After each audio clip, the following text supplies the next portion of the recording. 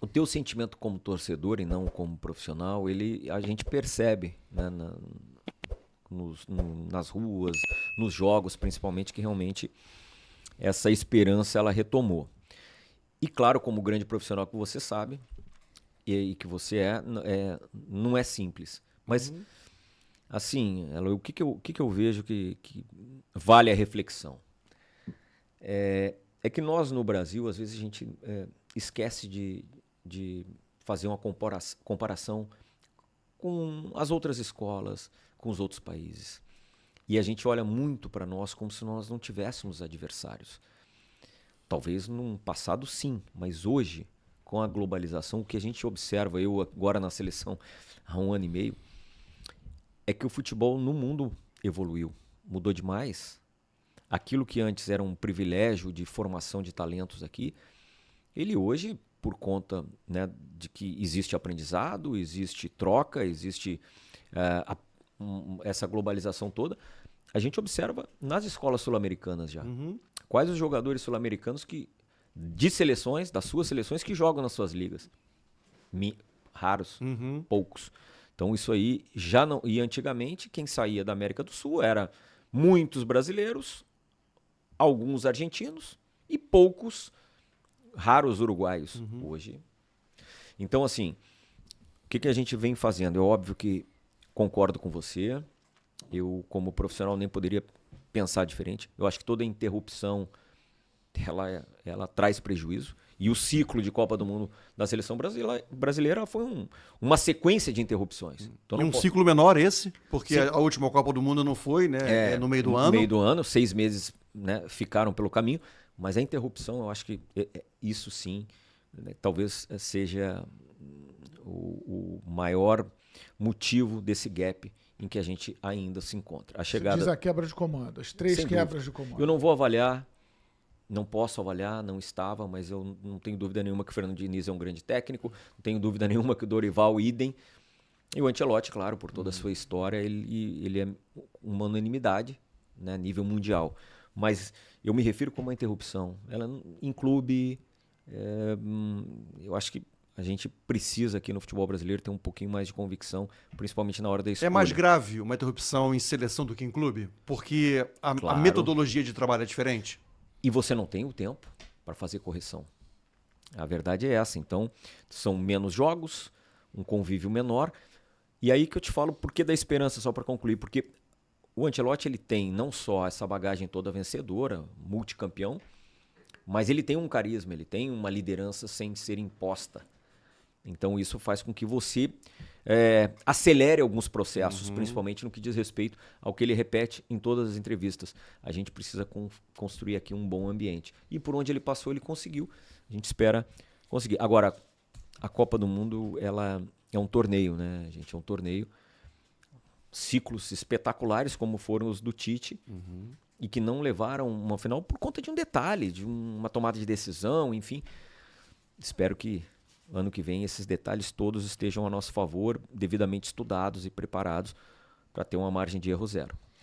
Que tipo de correção de rumo você teve que fazer no teu planejamento de trabalho para acelerar agora o processo? Até mesmo na conversa com o Ancelotti, em função dessa perda de tempo, né, que a gente destacou aqui, o tempo quebrado, né, o trabalho interrompido, e agora virou realmente quase que uma corrida contra o tempo para acertar um time e chegar na Copa do Mundo com um jogo coletivo arrumado, com os nomes bem observados.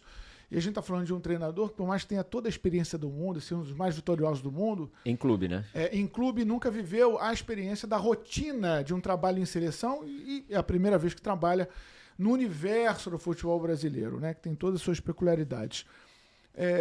Nessa conversa, o que foi traçado de mudança de rota? Então, eu acho que foi muito mais ajuste do que mudança de rota. Por quê, Éboli, que eu te falo isso? Porque quando nós fomos a Madrid para finalizar o negócio com o Ancelotti, ele não via nem a geração, nem os atletas, nem a escolha, e muito menos a estrutura disponibilizada para ele de pessoas, enfim, como algo que não o agradasse. Ele, a partir daquele momento, e depois quando ele chegou ao Brasil Aquela primeira data FIFA, ele, opa, só um pouquinho, eu percebo que nós estamos no estágio melhor do que eu imaginava. Porque ele veio para dentro, ver como é que funciona a rotina e os processos.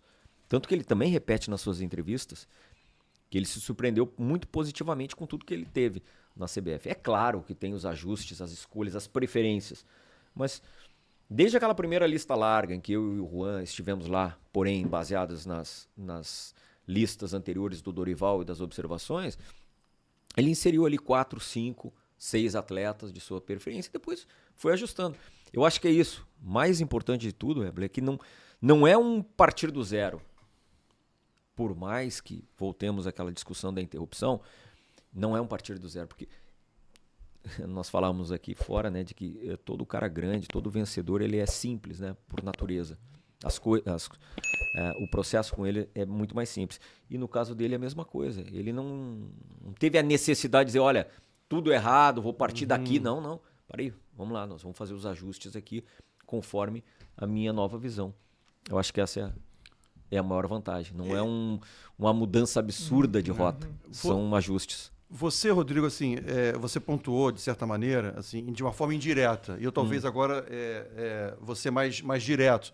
Porque eu utilizo uma expressão, às vezes, para olhar um pouco, né, e tentar explicar, não o fracasso, mas, de certa maneira, a dificuldade que a seleção brasileira tem nos dias de hoje. E eu acabo utilizando a expressão assim, né, um pouco da soberba de ser pentacampeão do mundo. Ou seja, isso dá a nós, torcedores, né, e a nós, brasileiros, e aí vamos lá, torcedores, jornalistas, dirigentes, treinadores, jogadores, um pouco dessa soberba. Como que a gente diz? Espera aí, nós somos o único país pentacampeão do mundo, mas você próprio acabou de dizer que o futebol ele evoluiu absurdamente, e você citou, por exemplo, a América do Sul, e a gente vai, por exemplo, a África, a gente vai, por exemplo, a Ásia. Quer dizer, vem 2 jogos agora aí contra 2 seleções asiáticas, que se a gente fosse jogar nos anos 90, a gente ia o quê? 5-0 você acha que vai ser 5? Eu acho que vai ser 6 e tal. E a realidade hoje é completamente diferente. Você acha que, de certa maneira, eu sei que é difícil dizer que quando se ganha, ganhar é ruim, que uma conquista pode trazer algo negativo. Não é isso que eu quero dizer. Mas sentar em cima dessa soberba atrapalhou um pouco e atrapalha um pouco a seleção brasileira? Eu penso que é uma questão... Acho que você tem razão. É uma questão mesmo de conceito nosso, tá? Que transferindo também para os clubes. Difícil você ver no futebol brasileiro a chamada hegemonia. Hoje, por uma questão até de investimento e qualidade dos elencos, você consegue dizer que sempre teremos 2 com um intruso, né? Esse intruso ele vem alternando, né? De ano após ano. 2021 foi o Galo, depois teve o Botafogo, hoje é o Cruzeiro. E assim vamos. Por uma questão econômica. E esses 2 Flamengo e Palmeiras, né? Exato, sem dúvida alguma. Na seleção não é assim. Primeiro que muda-se, de 4 em 4 anos, muda-se demais. Um exemplo agora, a Argentina é a atual campeã mundial. Tem uma bela seleção, tudo, mas ela não tem esse favoritismo, talvez, né, por ter sido campeã mundial ultimamente. E chegou completamente desacreditada na última. Eu qualifico como sendo um torneio, né, assim, que ele é perigosíssimo. E eu penso mesmo que falta humildade para todos nós. Isso aí não tem a menor dúvida. Como um todo, sabe? Tanto Aiello, que assim, a gente não consegue avaliar o segundo lugar para nós, vamos lá, nos nossos princípios aqui do futebol brasileiro, é trágico. Estamos falando aqui, ampliando aqui a conversa, já que me permite.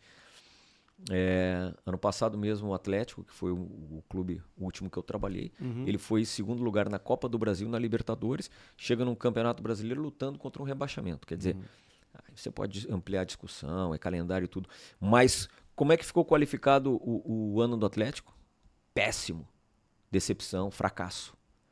Acho que a decepção ocorreu muito por causa do comportamento do time nas decisões. Mas é que chegou na decisão. Chegou na decisão. Você diz isso.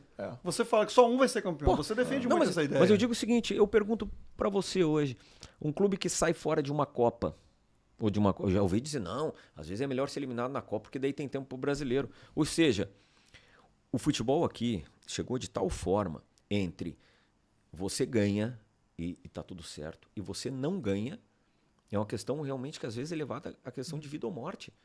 Todos os dias essas invasões em CT, quer dizer, eu não sei se alguns clubes no decorrer do caminho eles preferem, olha, é melhor eu ser eliminado antes, para não chegar lá com a expectativa e não ganhar.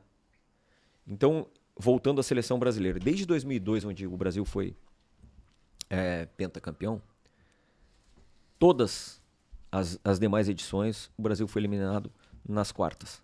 Menos aquela que ninguém quer lembrar, que foi com o Filipão em 14, onde o Brasil foi a última vez que foi semifinalista. Porque foi o resultado mais trágico da história. Então do eu futebol pergunto brasileiro. para vocês, o Brasil não teve grandes equipes? Não fez ciclos melhores do que esse? E não ganhou. Sim. Por que a gente não admite também, esse é o meu questionamento, que do outro lado do oceano, na África, não tem evolução também do futebol? Eu acho que aí é que nos falta humildade. É a nossa soberba. Não, E o dia que nós... colocar outra questão aí. E se nós tivermos isso, essa humildade, a gente vai carregar uma pressão não tão absurda como é hoje sobre os nossos atletas e talvez ganhemos. Talvez exista essa união em prol da seleção brasileira, que muitos dizem, não, porque o jogador já saiu cedo, o jogador jogou lá fora e tal. Na Argentina, idem. Existe um patriotismo maior na Argentina do que aqui? Não. É porque talvez eles tenham sofrido mais com o futebol deles do que nós. E aí, gostou desse corte? Então vai lá no nosso canal, se inscreva, compartilhe todo o nosso material. E aproveita e também vai nas redes sociais da Colibri, o chopp artesanal, nosso parceiro. Vai lá, experimenta o chopp e acompanhe o nosso conteúdo.